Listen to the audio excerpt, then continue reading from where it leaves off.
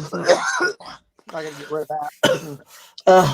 If you just do it, it'll turn out okay. Welcome to what possibly might be a test run for a possible spin-off series. Talking Time with Caffeine Music Edition or Artist Edition. We're still working on the title. But I'm here with the president, CEO, just some random dude from Vendetta Records. Hey, Johnny Rockstar, aka Bradley Bergman. Welcome to Talking Time with Caffeine. hey, thanks for having me. I know you've been talking about having this whole thing happen for like 10 years, but I guess it's officially real now. So yeah. So sorry. So how did you get into the music business? I've loved music ever since I was like knee high to a grasshopper. Ever since I was like 3 or 4 years old, I've kept lyric books, and like girls keep diaries, I keep books a lot of lyrics, and that's how I deal with my life. If someone really irritates me, I write a song about them. If someone does something really good, I write a song about them. But don't ever piss me off bad enough to write a song about you. You'll be famous. I don't know about that, but I'll leave a legacy behind. That's for sure. And people will be able to hear my voice long after I'm gone, and maybe it'll carry some weight. Who knows? That's all we can ever hope anyways, and I'll have fun doing it in the process. So when did you transition from playing music to producing music?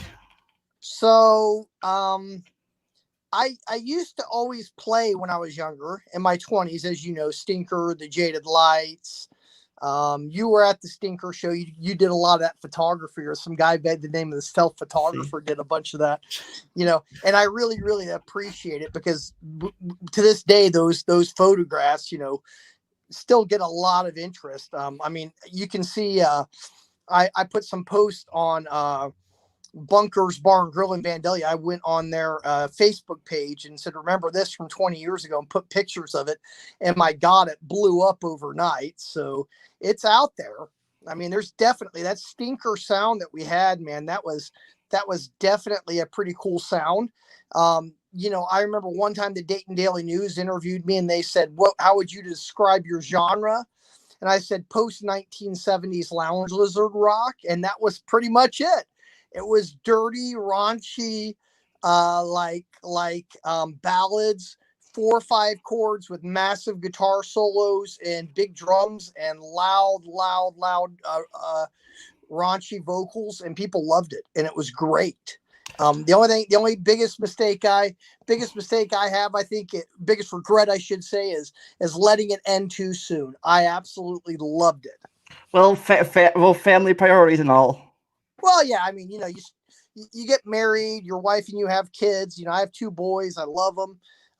And that changes the whole dynamic. It does. And that's partially why I went from playing live to going more to the studio. In the studio, it's a little bit more sterile, but I don't have the commitment. I don't have the late nights. I don't, and I have a little bit more control over things.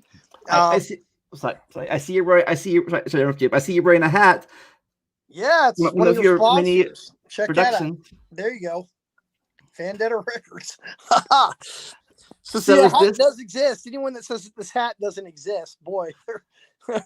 So are you in the studio now where the magic happens? Right now, I am at my home studio, aka also known as Killer Bee Studios. And I'm just chilling with you. If you want to know what my plans are for the immediate future, if there are people out there on YouTube right now watching that are good musicians, locally here out of the Dayton, Ohio area, because I don't want to do Columbus, I don't want to do Cincinnati. I'm not huge yet. No, I can't give you $100,000 cash advance. Oh, and by the way, you will work for anything that you earn. As long as you have that attitude and you're willing to open yourself up, I would like to try to promote local music, organic local music, whether it be acoustic, whether it be whatever. The other thing that I do is I also work secondary audio engineer at First Flight Studios in Dayton. That's a part-time gig because we all have to have day jobs. We're not going to talk about what my day job is. Personal and professional life, totally separate. Yes.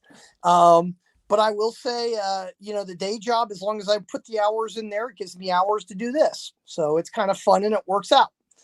What happened and the reason why I started Vendetta Records was a number of years ago, I was affiliated with a local record label out of Miamisburg called Quantum Records. And I remember sadly that. to say, that record label went belly up.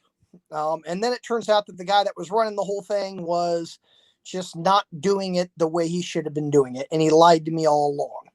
So what I did is, me being the consummate songwriter that I am, I think of myself more as a songwriter. I always am writing material. I am constantly recording new music. It's just what I do. It's part of who I am. I write about good things and about bad things and everything in between. That's just how I lift weights off my chest, if you will. My favorite song of yours currently is still "Stand with Me." Or "Stand by." Stand with Me. That's a great tune. Personally, I was a Miss Della guy, but Stand with Me is not bad at all. No, that was a great tune. I played some killer harmonica on that. And did all the main vocal chores, of course, and then rhythm guitar. And I used to have a great band. Stinker, that was such a good band.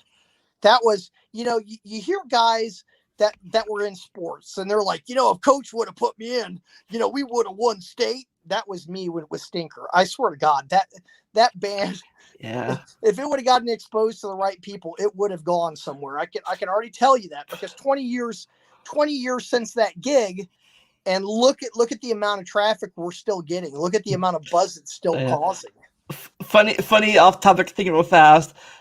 When we were in school, that was no way near it could happen with our football team.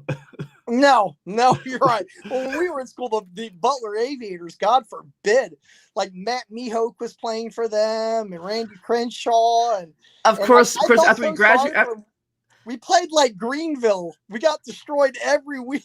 Of course, after we graduate, it's like, hey, we're in the playoffs now.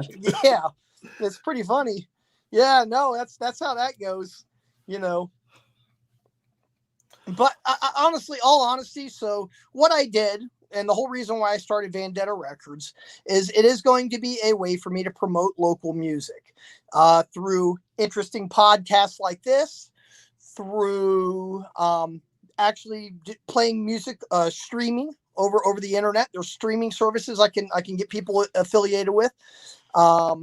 And getting their albums out there and merchandise. I'm going to do all that, hopefully. And not looking to sign 100 artists. And you got to be willing to work. Just like any other record label, you get out of it what you put into it. But maybe eventually someday we'll make profit. That's the idea. And you have some of your music on SoundCloud right now? Yes, I have it on SoundCloud. I'm also on Audio Mac. I'm on all major platforms as far as streaming. I'll definitely have. You send me the links. I'll definitely put them down in the description below for our viewers. Absolutely, I'll send you those links. All right. Anything else you want to talk about right here? You want to call it? So, what I'm looking for is a couple of acoustic musicians that would maybe possibly want to do something in January, February, or March. The reason why I'm not giving a exact date yet is right now everything is very fluid, with COVID and everything else, and we have to follow proper social distancing protocols. But I would like to offer to some local musicians that are interested in joining the Vendetta Records roster. Lamont here will give you the link to Vendetta Records, and you can contact me via Messenger right off the website. I'm looking for people that want to come in and would like to possibly show off their talent. If we think you're good enough, we'll definitely bring you in, and we'll try to help promote your music and promote your brand. But again, this isn't like Hollywood where, you get signed to a record label, now you get a limousine and a bathtub full of Cristal. It doesn't quite work like that. It's more like, you have to put the time in. You have to plan for your shows. You have to be smart with this. But what I will say is, if the first 10 artists that sign up for this is going to be big. I've already got 2 slots filled. I'm working on filling some other slots. Some of these other artists have already also agreed to come out, and they're going to play this showcase I'm talking about in January, February, or March, or whenever the heck it happens. But they're on standby. They're going to come out, and we're going to do a live stream on Facebook through this app. And that's the main reason why we're doing this app today, is to test drive everything just to see how it works. But if you think you're good, if you think you want to get yourself out there, this could be an opportunity for a lot of people. What do they want to say? One of my best friends, he also happens to be one of the top, was the top aerobatic pilot in the world, used to always tell me luck comes to the one best prepared. I live by that. The one we used to go see at the air show? Oh, you mean Sean D. Tucker? Yeah. Yeah. Can't remember his name for a second. Yeah. No, it's no big deal. So I didn't get to see him this year, unfortunately. COVID shut down the air show. So hopefully, Veteran Dayton Air Show, hopefully you're listening. I would love to see Sean D. Tucker next year. Yeah. Maybe a double performance. I thought he retired. No, well, I'm not supposed to say this. Okay. I will say he's got a formation team he's working with, and that's what was going to debut at Dayton.